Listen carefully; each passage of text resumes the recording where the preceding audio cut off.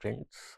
Myself Sachin Jain, Assistant Professor, Department of Computer Science and Engineering, Akgec Engineering College, Ghaziabad. So, in the series of lecture of web technology, today's topic is Java Servlet Basics. These are the outlines of today's lecture: Servlet Basis, Servlet Alternative, Servlet Architecture, Life Cycle of Servlet, Processing of HTTP requests and responses, and the simple servlet template. So what is servlet?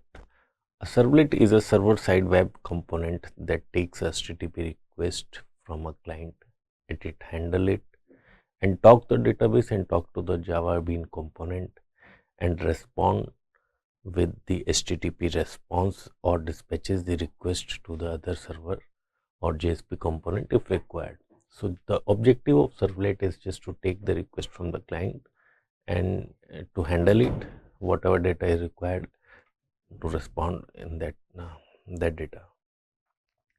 So servlet can dynamically produce text-based HTML markup content and binary content, as well as the content based on the client request. So servlet component can delegate the request to its backend tier, such as database management system, remote method invocation, or other enterprise information system.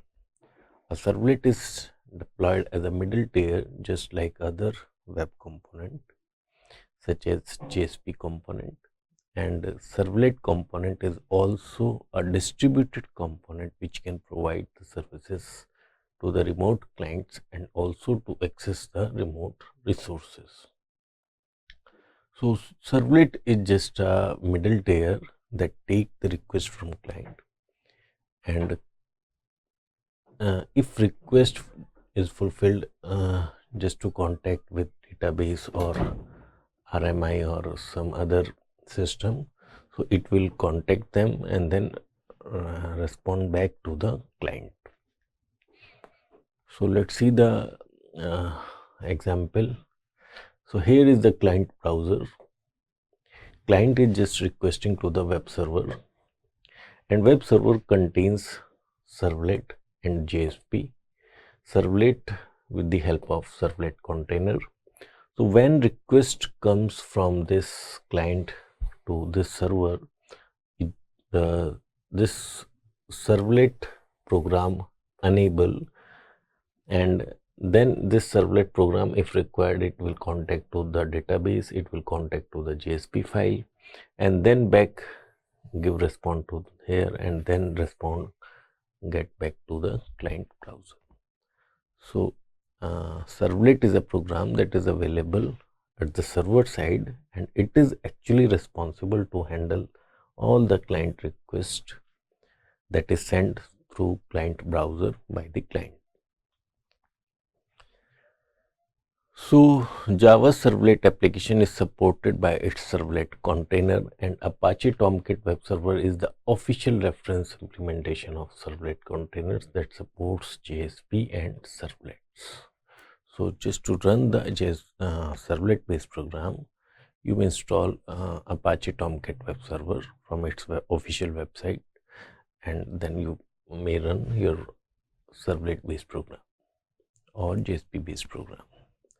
So there is a file called XML file, or you can say server.xml file, which is actually a file that can control and configure the behavior setting of a Tomcat web server.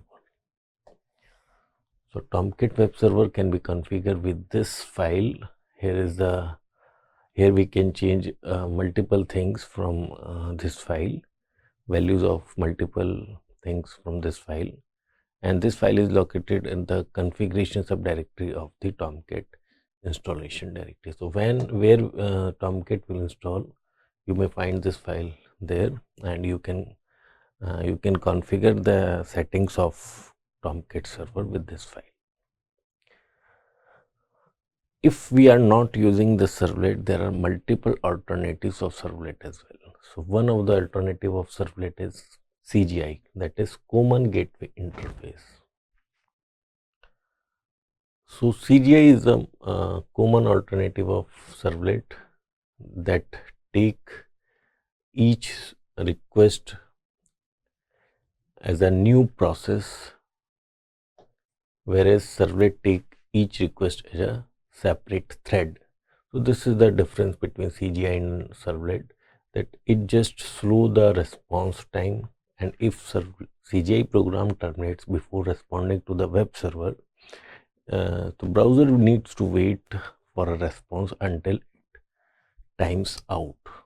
So this is the drawback of using the CGI.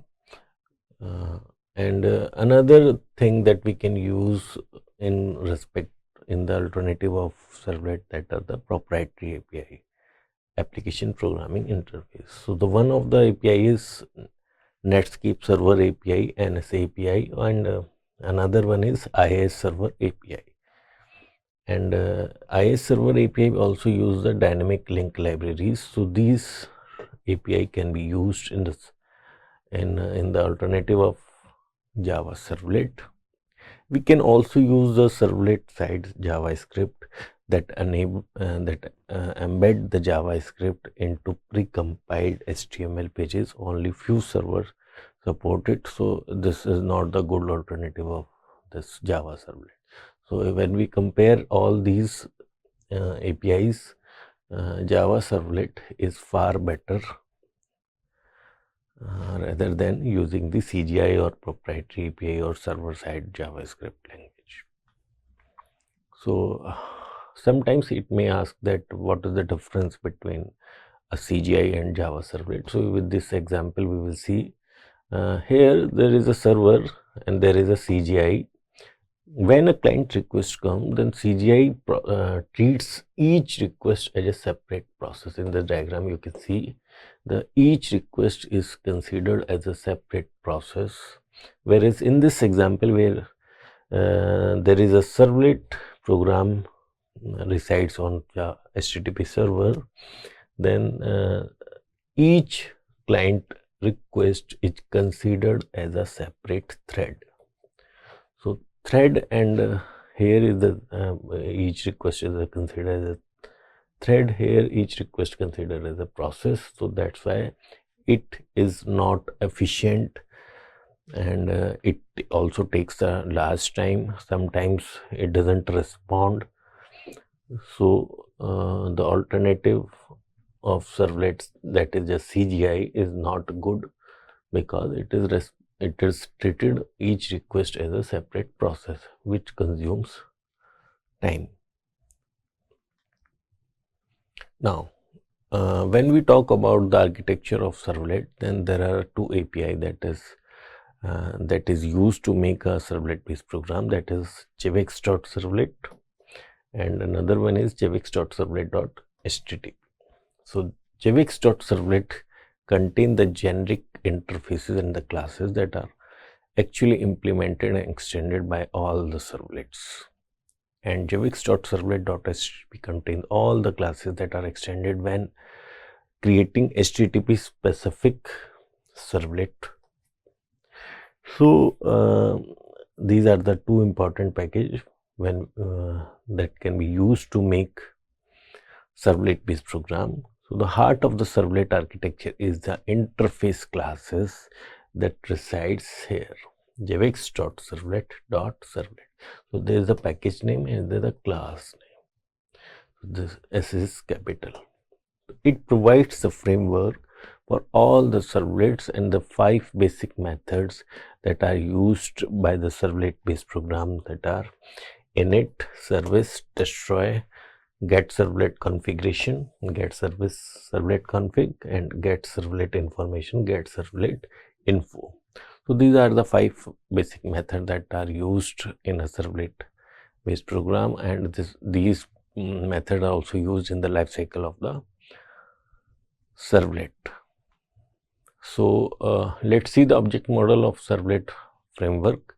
Here we can see that there is an interface called javax.servlet.servlet, which contains 5 abstract methods that are actually the lifecycle methods: init, get servlet config, service, get servlet information and destroy. Here is another interface called javix.io.serializable, and there is another interface called javix.servlet.config, which contains these 5 abstract methods. And these abstract methods are further divided into the generic servlet class, which actually define or you can say implement the methods init, service config, service, get service info, destroy from this interface, and rest from this interface.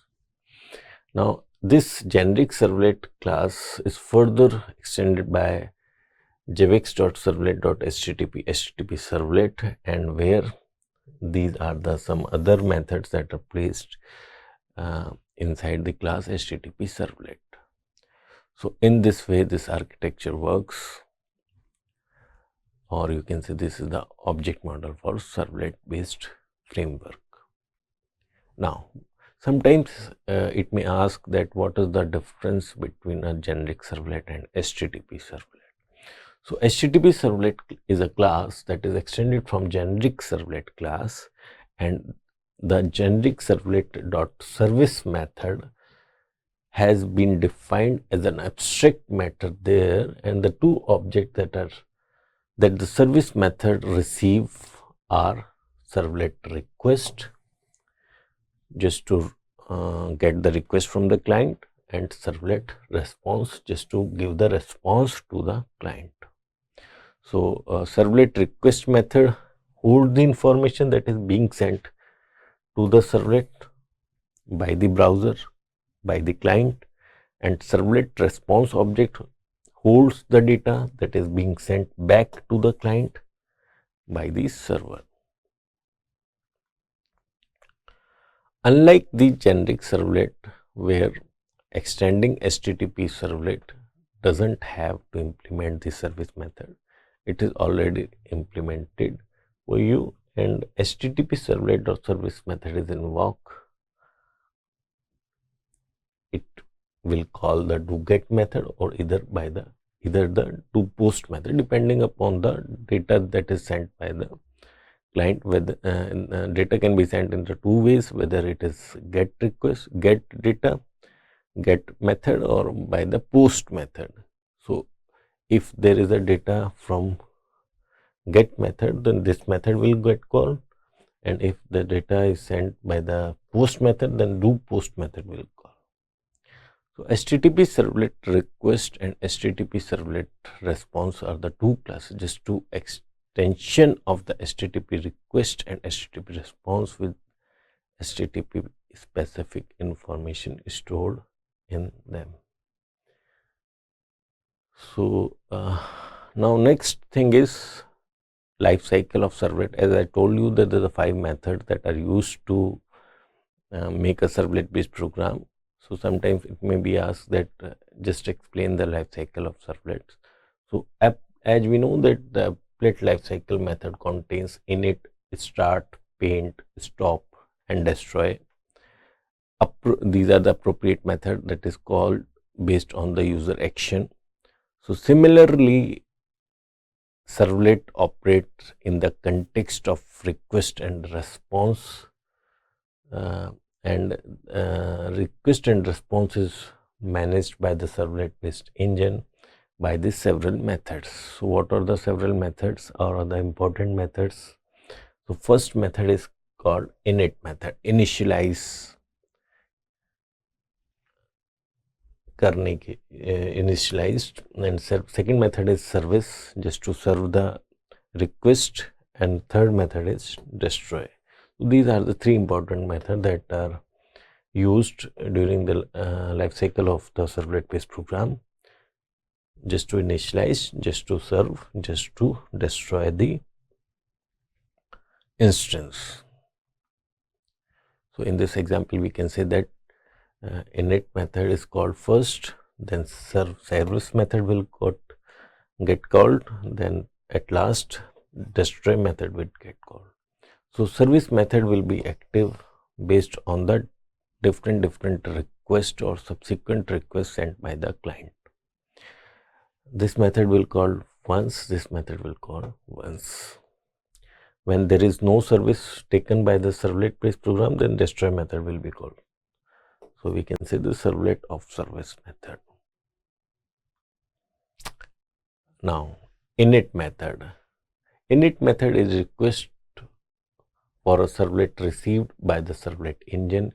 It's just to check if servlet is already loaded or not. If not, then use the class loader to get the required servlet class and instantiate it by calling the constructor method. After the servlet is loaded, but before it serves a request, then the init method is called at that time. Inside the init method, the resources used by the servlet are initialized. For example, establishing the database connection. So this thing will be done inside this init method, and this method is called only once, just before the servlet is placed into the service. Init method takes the servlet config object as a parameter, and most common way of doing this is to have its call the super.init method by passing the servlet config object inside this. Now, second important method that is called during the life cycle of the servlet based program, that is the service method, and this method is actually responsible to handle all the requests sent by the client, and it can't start a service request until the init method has been executed. So the first step is to execute the init method, and then service method will execute. Only a single instance of servlet is created, and the servlet engine dispatches all the requests to a single thread. As we know that each request is treated as a thread, and the service method is used only when we are extending the generic servlet class. Since the servlet is designed to operate in the HTTP environment, so then HTTP servlet class is extended, and the service method actually takes two objects as an argument, HTTP servlet request and HTTP servlet response, and it actually examines the request of all the calls are appropriate by the do get method or by either do post method, depending on the data sent by the client. A typical HTTP servlet includes overrides to one or more these subsidiary methods rather than an override to service method. Now destroy method. So during the lifecycle method, there is another method or the last method that is called as a destroy method. This method signifies the end of the servlet life cycle, and the resources allocated during the init method are released by the destroy method, and it saves the persistent information that will be used to next time the servlet is loaded. And the servlet engine unload all the servlets by this method, and the calling destroy method, you can yourself will not actually unload the servlet, only the servlet engine can do this. So this is the thing we should know. So in this way the life cycle works. The three important methods are here: init, service and destroy. Now, how the processing of HTTP request and responses by the servlet. So the prototype to do it is a do get method or do post method. So do get method takes two object of HTTP request class object request, HTTP servlet response class object response. If there is a error exception, then it will throw servlet exception, or either it may be IO exception. If the method sent is post, so the do post method is there, and again the same parameter will be passed inside this one, and there is an exception, then it will throw servlet exception or IO exception. So HTTP's request HTTP servlet request and HTTP servlet response are the two interfaces that is actually provide the servlet with full access to all the information from the request and the response sent back to the client. So when the do get method or do post method is called, then the servlet content passes the HTTP servlet request object or HTTP response object inside the do get method or do post method. And just to compile the servlet based program, first we need to set the class path. So class path can be set as a where the directory will be stored, install directory, library, common, then servlet.jar file, top the package hierarchy. And servlet class in the we should place our program inside the servlet proper location. So location may be find just where Tomcat will install. Tomcat install directory, web space, examples, webinf. There will be a folder webinf. Then there we will place our servlet based program. So in this way we can first we need to install the server, then there will be folder webinf, and where we will actually place our program. And the program can be run by the URL using the either it may be host or either it may be local host. Then servlet is a folder and the servlet name is the class name. Now let's see the template of a servlet based program. So as I told you that there are the two important packages that we need to ensure incorporate in our program, and another important package, that is the IO package, also need to make a servlet based program. So the class that we are making, that is the servlet template. This is a user defined class, and this class is extending the HTTP servlet class, and there is a method called do get method, or there may be a method called do post method. So the thing is same inside all the methods. HTTP servlet request class object request, HTTP servlet response class object response. It will throw the exception if there is an exception. Exception may be either servlet exception or either may be IO exception. So all the code inside this method will be written here, and this class will get closed here. So what code can be placed here? We can use the request to read the incoming HTTP headers. We can use the cookies and HTML form data, that is the query data. We can use the responses to the HTTP responses status, and we can use the code and header data inside this method. We can also use the print writer class of java.io package, and we can create the object out just to response the client response to the client, and we can use out to send content to the browser back to the client.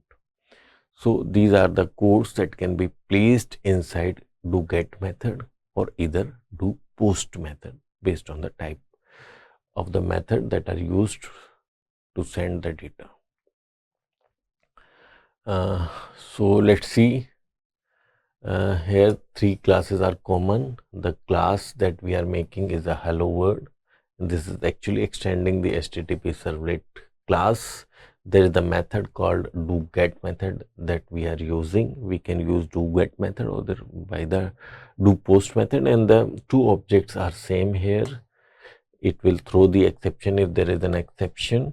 We are writing the print writer class of IO of this package, and we are creating the out. We are creating the out object, and we are responding back to the client browser. So we are using response.getWriter method, and from with this object we are just printing hello world.